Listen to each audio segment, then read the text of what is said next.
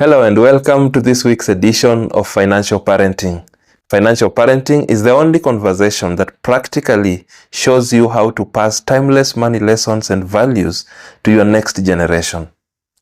Last week we had the opportunity to introduce the conversation of financial parenting. So today we are talking about the process of financial parenting. Now we begin to do financial parenting from where we are with what we have. Some of you are hearing this for the very first time. Maybe your children are already nearing adulthood. Some of you have got your children already young adults. Some of you are beginning parenthood. You have your children young, probably 2 years, 3 years, 5 years, 7 years, 10 years, whatever age. This conversation is still relevant to all of us. So the question is, how can you plug into this practically? And that is what I am here to help us begin to understand today.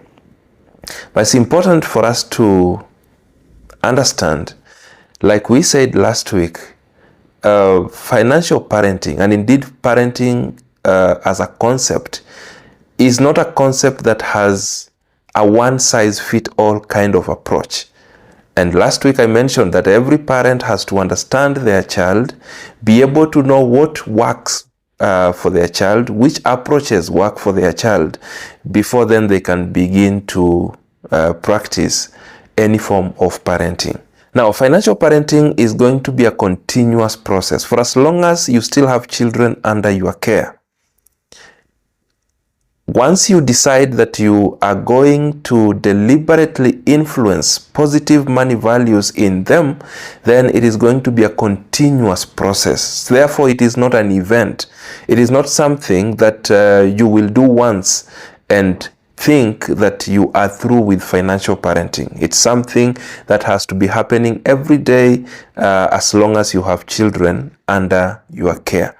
So I figured that if that is the case, then it is important that then this is approached in a structured way. And I came up with the flow of how financial parenting can be done for it to be effective. And that is what I want to share with us. And it's a process that has got 4 steps. Sometimes I call this process the financial parenting cycle.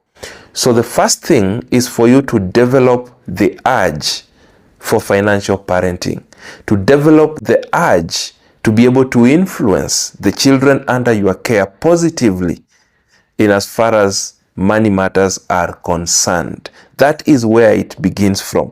If you do not have the urge to see your children get better financially, then chances are very high that you will not be able to do anything. So you may develop the urge, for example, to see your children know how to make money. You may have the urge to see your children appreciate savings. The urge to see your children know how to manage their money. The urge to see your children know how to invest in future. The urge to see your children live a life free of consumer debt. The urge to have children who value generosity. These are just examples of urges that you can develop and then focus on a particular urge or a set of urges, a set of desires, and then you begin to walk through the stages as I'll be showing you next. So the starting point is you coming up with an urge, a positive urge, something that you would want to see in your child in future. Probably you may not be there in person to witness, but you know, if I instill this value in them, it's a value that will help them when they become adults. So you have that desire. These urges can come from a parent's knowledge. You have acquired some knowledge. Suddenly you know it's important to invest. It's important to save some money. It's important not to be trapped in debt. So once you have that knowledge, you may develop an urge out of that knowledge. These urges can also come as a result of mistakes that were made by parents. You struggled with something and therefore you desire that your children should not struggle like you did. Like I struggled in the trap of debt. I wouldn't want my children to go through the same struggle. Therefore, I have the urge to influence my children to be able to live a life free of consumer debt, free of reckless borrowing. Step number 2, now you learn. What are you learning? You are learning 2 things. Number 1, you are learning more about this urge that you have developed, this subject matter that you want to influence your children about. You need to acquire some more information. You may be knowing something about it, but you want to validate what you know. You want to probably understand more before you can begin to influence your children in that particular area. Number 2, you are also learning effective ways of influencing your children to pick the lessons that you want them to pick. Remember, different children will use different approaches to understand what you will want them to understand. There are children and different children of different ages understand these things differently. So there are some lessons that you will simply have a conversation with your children and they understand. There are some lessons that they have to see you doing it practically for them to understand. There are some lessons that will require a combination of those 2 approaches for them to be able to hit home. Step number 3, you now transfer the knowledge. Now you want to practically pass the influence, the knowledge, the skills that you want your children to pick so that the end result that you developed during the urge stage will begin to happen in the fullness of time. So this is where practical financial parenting happens. Financial parenting happens through 2 key ways. The first way is through role modeling. Children learn more by observation more than they do by listening. They want to look at what you're doing, and that is what they will do more than the words that you will be telling them. And the younger they are, the more likely that they will do more of what you're doing than what you are saying. So role modeling becomes the most effective way of passing money lessons and values to our children, to our next generation.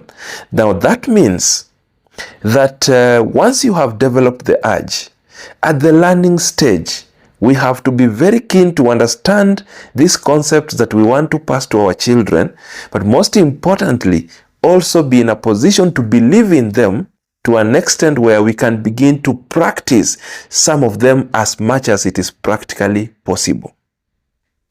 I understand it is possible that some lessons, depending on what level you are in life, may not be practical for them to be modeled.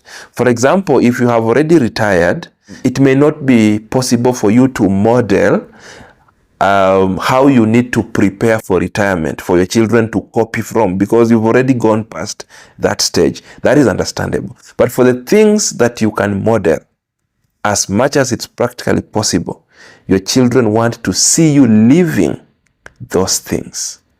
They want to see you doing them practically. You cannot be telling them the importance of savings, yet every time you receive money, they see you spending money. So one part of your mouth is saying it's good to save, but the other part of your mouth is saying you only live once, because looking at the actions that you are portraying before them, they will not believe in savings because they know you don't believe in it. You cannot be telling your children it's important that they need to invest, yet they have seen you through life. You've had a lot of money, they have seen, but they have never had you. They have never witnessed you investing your money in anything. So, as we think about financial parenting, we must then think about the place of modeling. While modeling may not be the easiest thing to do, it remains the most effective way to pass these money values and lessons to our children. But here's the good thing about modeling. You see, modeling helps the parent even as it helps the child, because the parent has to prepare. You cannot give what you don't have. So that means as a parent, as you think about financial parenting, you begin to ask yourself, how do I begin to get something that I can pass to my children? So you go into learning to get something. Then you believe into, some of the lessons that you have learned, and you start practicing them so that your children can be able to see you as a role model. Don't worry. You don't have to have excelled in these areas. But when they see you even making attempts, when they see you even burning fingers, making mistakes, do not worry, because those mistakes are good ground for you to learn from. The second way through which financial parenting will happen, through which values and lessons can be passed from parents to their children, is through conversation. Parents normalizing sitting down with their children to talk about money. Now that has been an elephant in our rooms, because we have been brought up through systems that discouraged talking about money at a family level. Now, you and I have got to disorganize that, and we've got to bring some order into that space. Conversations have to be normalized. We have to learn to appreciate talking about money at the family level. What do we talk about with our children? We need to talk about the making of money. We need to tell them stories of how we are making money. We need to talk about our struggles depending on how old our children are. We need to have them understand the process, the relationship between effort and reward. We need to make them understand that there is nothing for free. We need to talk to them. We need to have that conversation going. Some parents have postponed what they need to be doing now because they are trying very hard to make it in life, to excel, so that they can come back and have some energy and some moral authority to be able to speak to their children. The problem is, we don't know when you will make it, and by that time some parenting has been happening naturally through other means to your child. By the time you come back, you may not find your child. You may have lost your child. You may have lost the opportunity. Your child may already be involved in crime. My suggestion has been, even where you have failed, you can have conversations with them using your failures as reference points so that they know things to avoid, so that they don't walk the same path that you walked. You see what we did? We did there? We have converted our failures into learning points. I have shared with my own children my struggles with debt, and we laugh about it, but I use that struggle to explain to them that when they start handling their money, if they are not careful, if they want to live a life, spending money that they do not have, they will also find themselves where I was. So it might have been a very unfortunate encounter, a very humiliating encounter, but I have a choice to keep quiet about it and also see them going the same route, or use that experience to discourage them not to follow the same path.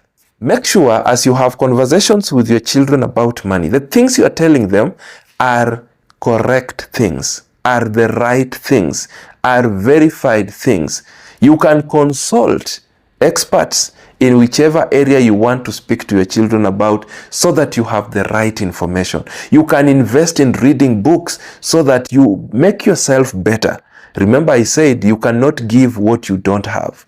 So the first place before you have a conversation is for you to make sure that you have got something to give. But I must caution you here. As you have these conversations with your children, please avoid being over theoretical. Don't talk to them about things that they cannot see possibility of those things becoming real. Don't give them theories theories of things that happen only in the Western world, for example, if you are in the Eastern world, or things that happen in Africa when you are in the Western world. Tell them things that are factual, but be careful not to be very theoretic. Try as much as possible to use examples that they can relate with, to use case studies that they can be able to identify with, case studies and examples that can help you or can help them be able to understand what you're talking about. The last step, step number 4, monitor progress. Take time to also observe your children and see how they are grasping what you wanted them to understand. Take time, for example, to ask questions about something that you taught them to see whether they still remember. Sometimes, depending on the ability of your child to grasp the concepts that you're giving them, you may have to repeat some concepts very many times. Don't get tired. But take time now to monitor and see. Have they grasped? Are they believing in it? Can they be able to replicate some of the things that you have shown them? If you taught them about savings, probably you gave them some piggy banks for them to be saving. Now you want to monitor and see. Last time you gave them some money. Who has started saving? Who has not started saving? Who is eating everything that you're giving them, so that you can continue reinforcing the importance of saving if that is the message you wanted them to get. So once a certain concept, a certain value has been picked by your child and you are satisfied that they have understood this concept, then you go back to the top, develop the next urge, for the next lesson, for the next value, for the next concept, and begin to walk through the process once again. So it's a cyclic process that begins with you having the urge to influence your child positively, then going to learn about the area that you want to influence them and the best way of influencing them, and then now transferring the knowledge through modeling and through conversation, and then lastly monitoring to see that they have understood and that you are satisfied that they have picked that which you wanted them to pick.